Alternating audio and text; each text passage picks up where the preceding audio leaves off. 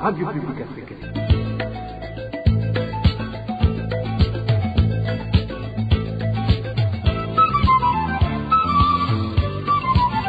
Radio Publique Africaine.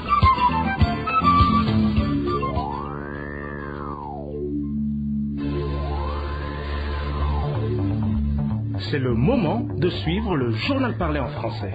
À la présentation, Onésime Douchimakité. Ravi de vous retrouver, mesdames et messieurs, à ce rendez-vous d'information de ce jeudi 15 juin 2023, dont voici le sommaire. L'ancien directeur général d'Okira Hospital, Dr Christophe Sahabo, a comparu ce jeudi devant le tribunal de grande instance d'Omuha.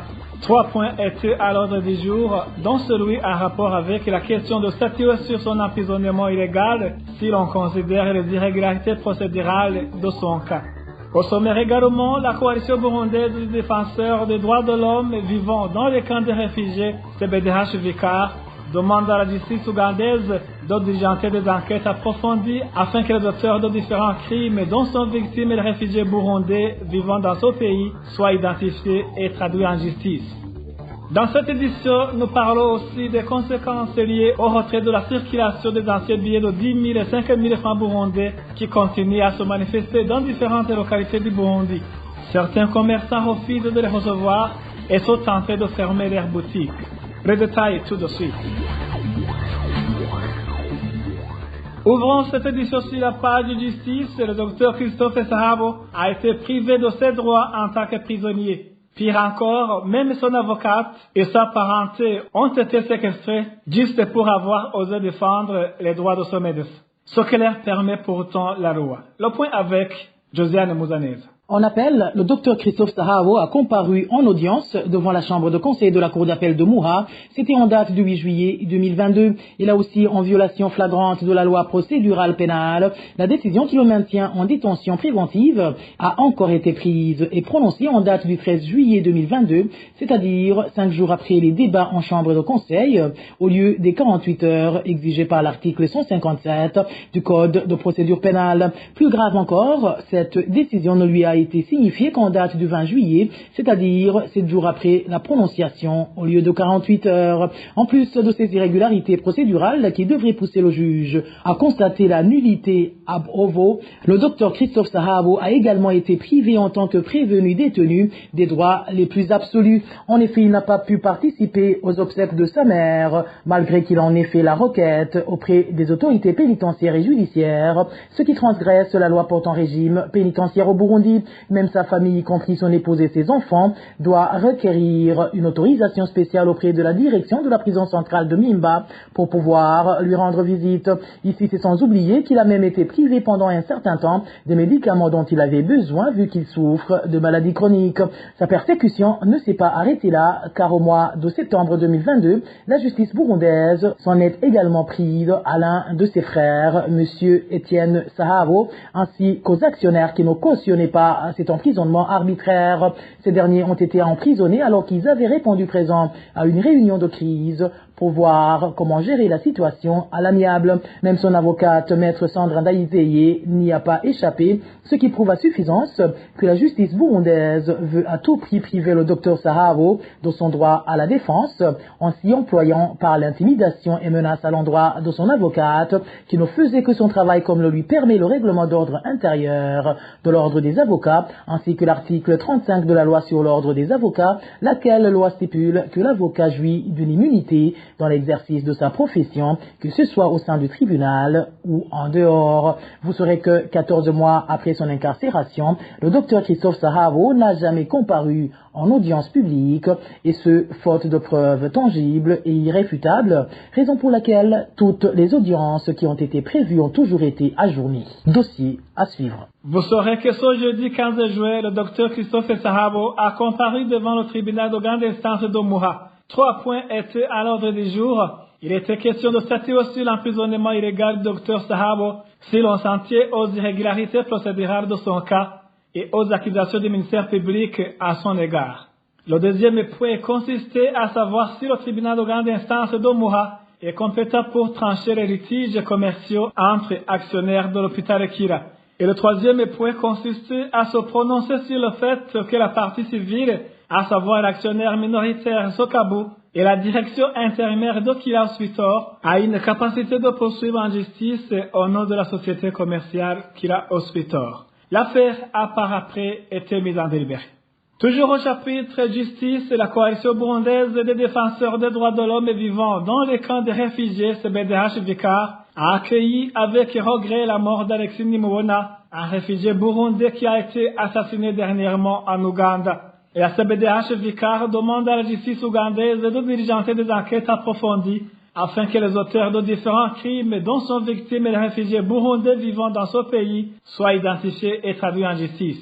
Et OHCR de contribuer pour que la sécurité des réfugiés qui sont sous sa responsabilité soit garantie. Suivez plutôt Jean Bosco Vinzigiro, le porte-parole de la CBDH Vicar. Au CBDH Vicar, nous avons appris avec regret la mort d'Alexis Nimubona, un réfugié burundais qui vivait en Ouganda. Il est le 12e à être tué sans connaître les causes de ces morts tragiques dans un délai ne dépassant pas 1 année et demie. Au CBDH Vicar, nous disons non à son comportement indigne de tuer les réfugiés burundais vivant en Ouganda. C'est très dommage que quelqu'un se réfugie, mais qu'il soit tué là où il s'est réfugié sans suite. Au CBDH Vicar, nous demandons avec insistance que la justice ougandaise et ceux qui ont la vie des réfugiés dans leurs responsabilités de faire des investigations profondes pour connaître les auteurs de ce crime. Pour Alexis Nimubona et aussi pour 11 réfugiés burundais tués dans un délai d'1 année et demie. Au CBDH Vicar, nous demandons au HCR de conjuguer de ses efforts pour stopper les tueries répétitives des réfugiés burundais qui sont dans leurs responsabilités. Nous demandons aussi aux réfugiés burundais en Ouganda de rester sereins et solidaires dans ces moments très difficiles. Nous remercions tous ceux qui ont, de près ou de loin, contribué aux cérémonies funéraires d'Alexis Nimubona. C'était Jean Bosco Vinzigiro, porte-parole de la CBDH Vicar. Parlons droit de l'homme à présent. Le gouvernement devrait trouver une solution au problème de manque de vivres dans les prisons du Burundi. Le refus de la nourriture aux prisonniers est une violation des droits fondamentaux, selon Jean Nayabagabo, représentant de l'association volontaire des droits des prisonniers, AVDP. Il précise que le manque de nourriture dans les prisons affecte gravement les détenus qui ont des maladies chroniques.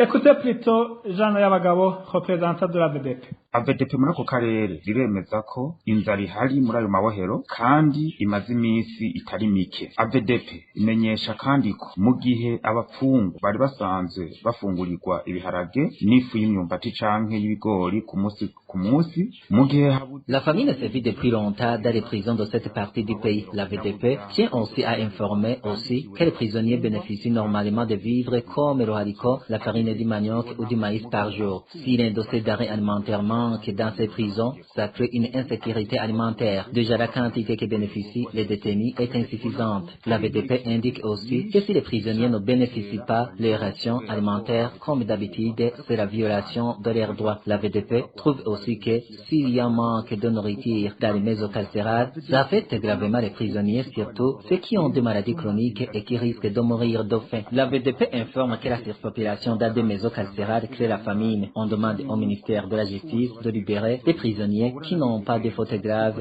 et ils sont nombreux dans des maisons carcérales. Également, l'AVDP demande la libération des prisonniers qui ont terminé leur peine. Ça pourrait amener un léger mieux quant au rationnement. S'il y a libération de 100 prisonniers durant 1 mois, alors que dans les 3 mois, on arrête plus de 200 prisonniers, vous comprenez qu'il doit y avoir la surpopulation dans des maisons carcérales. On libère moins de détenus par rapport à ceux qui sont arrêtés. Pour terminer, l'AVDP demande au gouvernement, aux bienfaiteurs et aux responsables religieux d'aider ces prisonniers qui ont fait. mu mabohero mu gihe abafatwa bagapfungwa baruta abarekugwa. AVDP mu kurangiza isaba ko hofatwa ingingo zose nabo vyega cane cane leta, abagira neza bose, abakozi b'Imana n'abandi ko bofasha mu kugarukira kuri abo banyororo bugarijwe n'ingorane y'inzara. C'était Jean Nayabagabo, représentant de la VDP. Après une petite transition, nous ouvrons la page de nouvelles consacrée à la société. RPA. Le retrait des billets de 5 000 et 10 000 francs burundais de la circulation est en cours dans différentes localités du pays. Cette opération consiste à enregistrer les noms des personnes qui déposent leurs anciens billets et reçoivent en contrepartie un reçu attestant le montant déposé. Certains citoyens qui se sont confiés à la RPA se lamentent de rentrer chez eux mains vides, ne sachant même pas à quand ils auront leur argent, alors qu'ils doivent subvenir à tous leurs besoins moyennant de l'argent. Le point avec Eric Nyonzima. Au bureau de la zone Kwegura en commune Muruta de la province de Kayanza, peu de personnes ont répondu à l'appel, les relancer pour venir échanger les billets de 10 000 et 5 000 francs. Et pour cause la population était très inquiète, surtout qu'on ne leur donnait que des récits sans leur préciser la voie par laquelle elle va passer pour récupérer leur argent. Il n'y a pas de nouveaux billets, mais ils nous enregistrent et collectent les anciens billets de 5 000 et de 10 000 francs, puis ils nous donnent des reçus. Mais ils n'ont pas donné de rendez-vous pour récupérer notre argent. Les gens se lamentent. Ils sont rentrés sans argent pour acheter la nourriture. La situation était identique au bureau de la zone Maramirundi. Nous sommes en commune Busiga de la province Ngozi. Les habitants venaient à compte-gouttes pour se faire enregistrer. Là-bas, on a notifié aux personnes qui étaient venues pour échanger les anciens billets qu'ils iront récupérer leur argent dans des banques. Ça pour autant leur préciser ni dans quelle banque ni quand les retraits vont être possibles. Ils collectent les anciens billets et donnent des reçus à présenter à la banque pour avoir l'argent. Ils entrent un à un au bureau de la zone de Maramirundi. La population se demande comment elle se nourrira sans argent. Même dans les boutiques, ils n'acceptent pas ces anciens billets. Au chef-lieu de la commune Kiremba, toujours en province Ngozi, cette activité s'est déroulée dans toutes les zones et a été effectuée par les agents de la commune. Au chef-lieu de la commune Kiremba, l'administration collecte aussi les anciens billets. On remet les anciens billets et on est enregistré. Les billets ne sont pas échangés avec les nouveaux. Ils nous obligent d'attendre. Ce sont les agents de la commune qui faisaient l'enregistrement. Peu de gens ont répondu à l'appel ce premier jour. Ces activités ont eu lieu dans toutes les zones de la commune Kiremba. Ces habitants du nord du pays demandent aux autorités habilitées de régler cette situation dans les meilleurs délais car, indique-t-il, cette situation vient ajouter la drame au drame vu qu'ils étaient déjà confrontés à une pauvreté et précarité sans nom. Merci à toi Eric Nyonzima. Ce manque d'argent pour subvenir aux divers besoins se fait aussi sentir au sein de la population de la mairie de Bujumbura et celle de la province de Cibitoke. Certains habitants qui se sont confiés à la RPA indiquent que si rien n'est fait dans les médias, ils risquent de mourir de faim. Le détail avec Roger Diveremech. Les habitants de la zone de Nyakabiga, en mairie de Bujumbura, se lamentent que, suite à la mesure de retirer de la circulation les anciens billets de 5 000 et 10 000 francs burundais, ils sont en train de passer des jours difficiles. Pour cause, ces habitants font savoir que certains commerçants n'acceptent plus ces anciens billets. Et nos sources est d'ajouter que d'autres commerçants préfèrent fermer leurs boutiques et rester chez eux en attendant la date butoir.